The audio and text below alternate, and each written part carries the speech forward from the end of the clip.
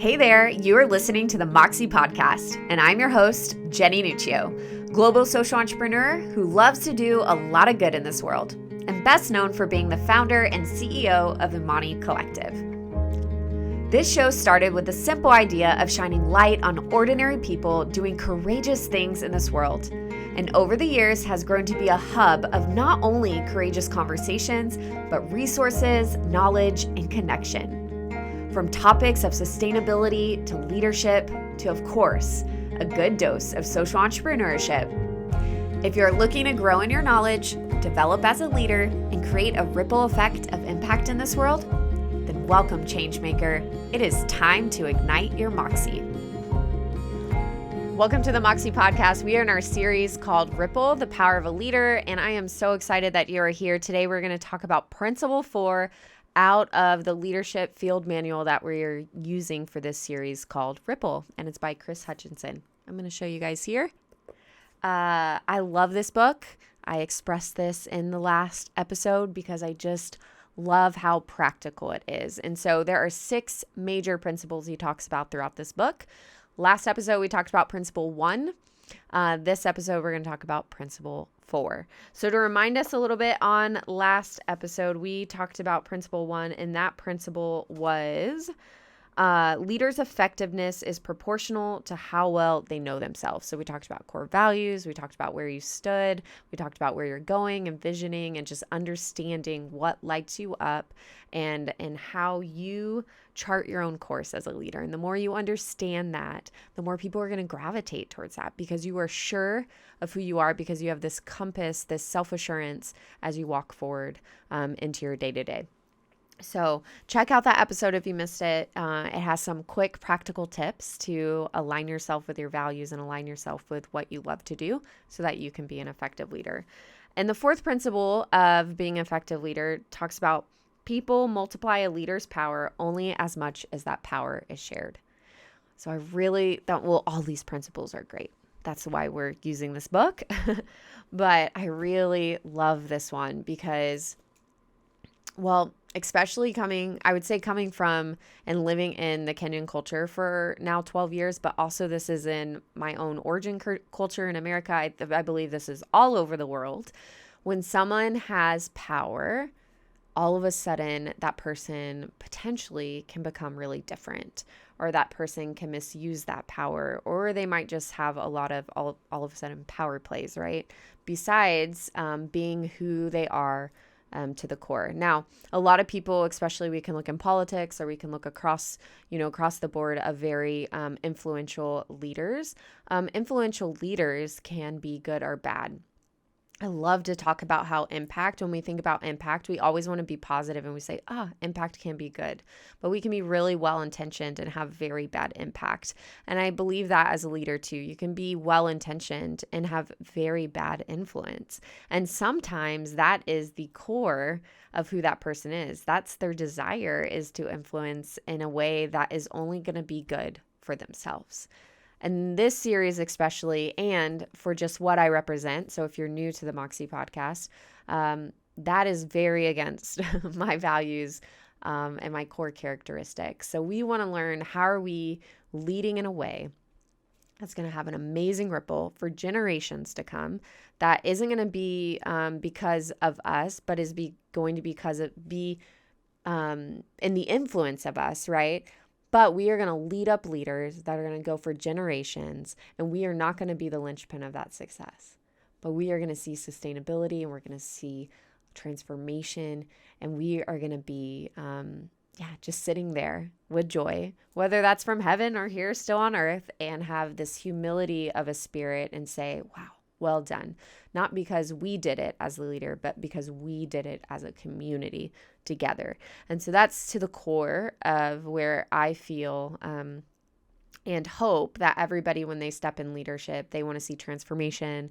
They want to see other people rise up. That when other people rise up, they are not scared or become defensive, but celebrate with them. We don't want jealous leaders, but we want servant leaders, and we want people that show up in the face of adversity, that they're adaptable and they're flexible and they know how to move forward with positivity, and also with optimism, but realism at the same time, and that they make really hard and courageous decisions. I want a leader like that, and I want to continue to build leaders like that. So I really love Chris's book because the principles that he outlays in this book represent becoming a leader that is a force to be reckoned with, and not for their own good, but for everybody around them. So this fourth principle, again, it states, people multiply a leader's power only as much as that power is shared. And the principles that are aligned or under this, or the subsections that are under this principle, there's 4 of them. And the first one is meet them at their eye level. So starting from where people are enables everyone involved to see what's needed next. So what does it mean to meet them at their eye level? When you're standing from where people are, then you're enabling that person to go with you, right? You're not too far ahead of them. You're not intimidating them, but you are inviting them in to what is next. You can align this a lot with servant leadership, right? When you're meeting them at eye level. When you look at servant leadership, which is a theory started by Robert Greenleaf, it is that the pyramid is inverted, right? Normally in a power play, the leader is at top, and then the servants or whatnot, your followers are at the bottom. But in servant leadership is inverted. And so the leader is at the bottom, and the people that are your followers or your employees or whatever that might be are at top. They're the ones that are making the decisions. They're the ones that are leading the crowd. They're the ones that are the voice. And in order to do that, you have to humble yourself and get at the level of your followers. So it kind of starts in that too, right? Giving someone a real chance here, giving someone the knowledge and the understanding that, hey, I do have a voice and my voice does matter. So when you meet others at where they are, when you get at their eye level, you are seeking to show them, hey, you have a hand in this, and you're seeking to show them that that they are being listened to, right? That their feelings are being heard, and that they can feel that they are validated and that they have a real purpose in this organization or in this group or whatever and wherever you might be leading. So again, meet them at where they're at. The second point that he says underneath this is lead from a half step ahead. So staying close, yet just ahead of those you lead reduces the pressure on everyone. I really like this step because me specifically as a leader, some of my strengths is I'm a visionary. So and when you look at Gallup Strengths Finder, one of my top signature themes is futuristic. So I can see really, really far ahead. Now, what I didn't realize as a leader until later in my leadership and at Amani Collective specifically was when I would pose a vision that might be even just 6 months down the road.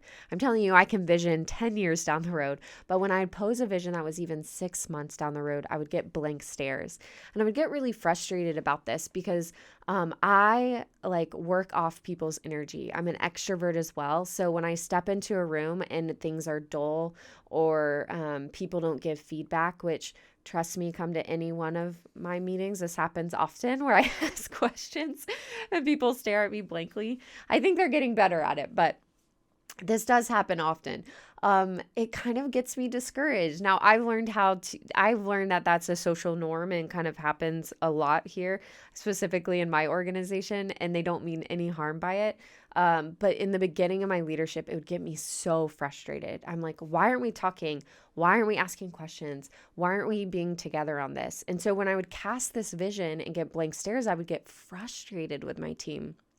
And the reality is that they just had no idea how to keep up.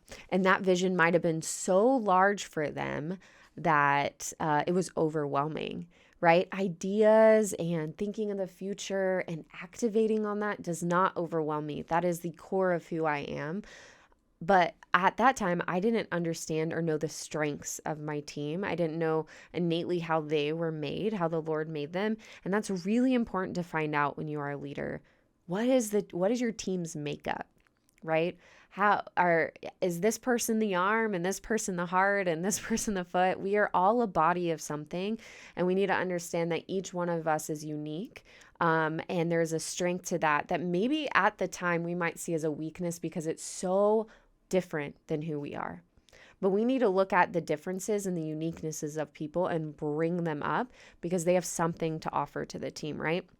So leading a half step ahead instead of way ahead is going to put less pressure on you as a leader, but it's going to put less pressure on the team because they're not going to feel overwhelmed by your large vision. Your large vision, you will know the time and the place and potentially just the people that you need to share it with.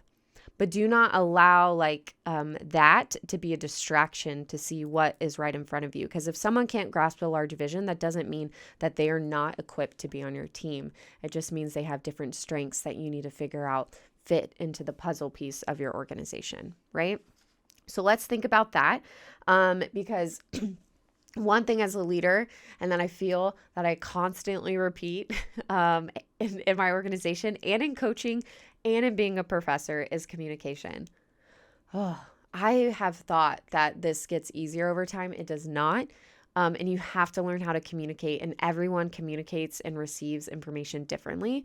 So communicate effectively and communicate regularly. Communicate, again, only a half step ahead, not 5 years ahead, and consistently show up because you need to understand that everyone has different ways that they process information. Everyone has different ways they receive information. And so we need to have a little bit of grace, not to be so tough on our team, but to really show equitable characteristics across the board of our organization. How are we being fair? How are we showing up? How do we understand that not everyone has to be an expert in their space, but we can train and we can lead up leaders as well? So again, moving just a half step ahead is really important. And when you set that half a step pace, people are going to swiftly follow right behind because it's stuff that they can understand, that they can grapple with, and they can swallow of like, okay, this is what comes next, right? So just stay that half step ahead. The third practice, I'm going to kind of flip back because I want to make sure that you guys are following along with me. So again, the principle that we are talking about is people multiply a leader's power only as much as that power is shared. So again, we're talking about shared power here, right? That this is not the power that you hold as a leader is not for only you. The power you hold as a leader is really transformative, and it's how you share it and how you show up for your team. And so the first part of that power, right, is getting on people's level. Meet them at eye level. The second part we just talked about is lead from a half step ahead. And this third part that we're moving into is light their torches. To help others see their own path, you need to be able to light their torches. You need to be able to light up their pathway and remind them that they are made beautifully. And they have amazing talents inside of them. And sometimes that can be hard. I think sometimes, especially if you lead a larger organization or for goodness sake, even in our family, I feel like sometimes this can be hard, is sitting in front of someone and telling them how great they are at something. Because I think as humans, we have a hard time even receiving compliments or even hearing truth. And so it's our job as a leader to really chart that course for them a little bit, light that torch, help train them up in things, help light it up, help people understand what matters most and what their values are. If we go back to principle 1, this is something that we do for ourselves as a leader. We understand our values, we understand who we are, we grow in our self-assurance. That is what your team is looking for too. They gravitate towards you because you have confidence. They gravitate towards you because you understand what your vision is, and they want a little bit of that too. And so we need to help them chart their own course, help them know they're awesome.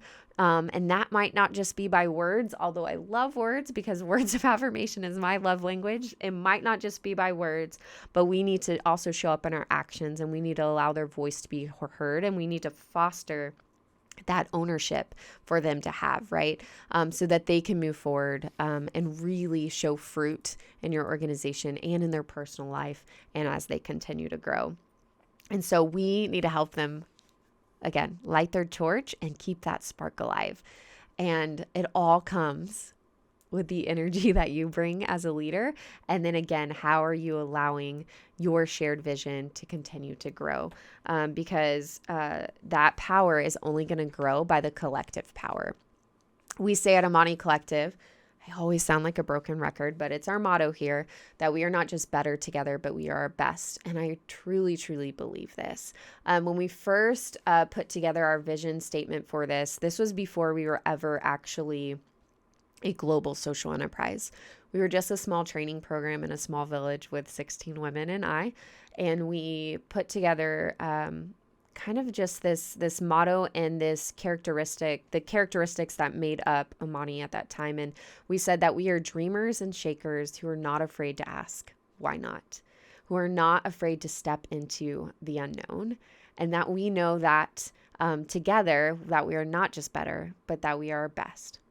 And I think for us, that was so significant because we knew alone, we were weaker alone.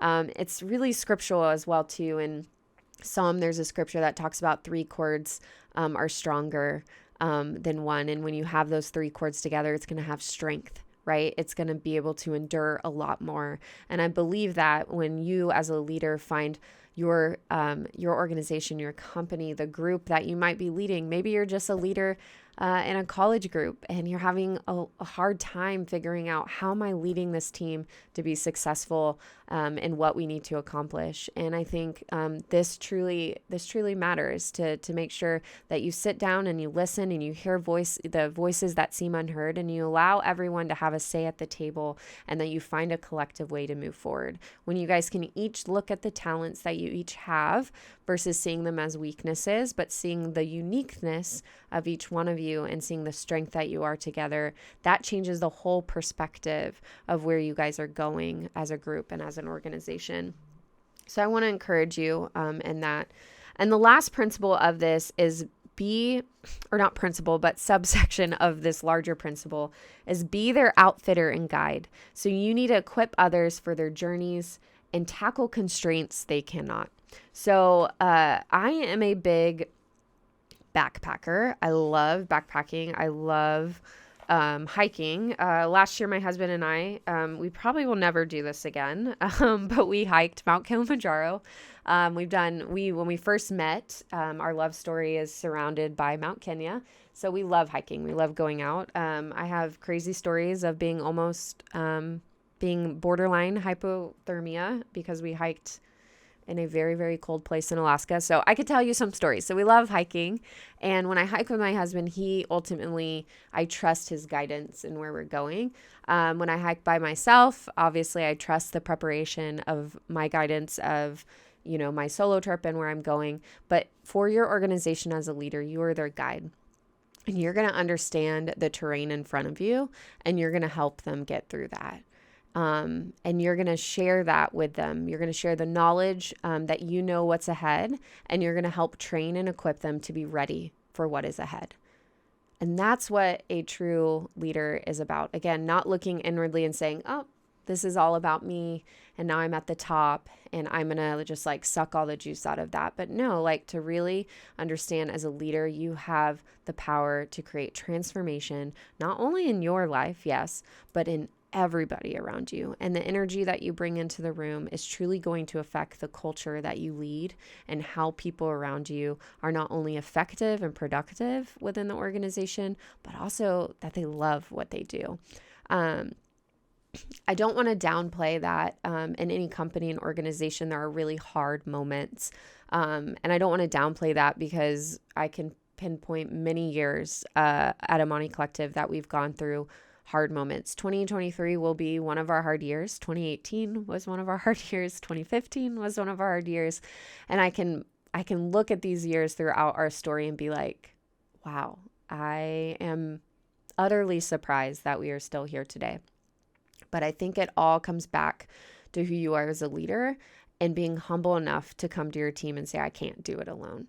It's the leaders that try to do it alone, that try to hide vulnerability, that try to say they're successful when they're not, that will end up probably failing in the end because they've tried to wear all those burdens on their own shoulders instead of bringing in a community to help them. And your community is right in front of you. It's the people that make up your organization and make up your company.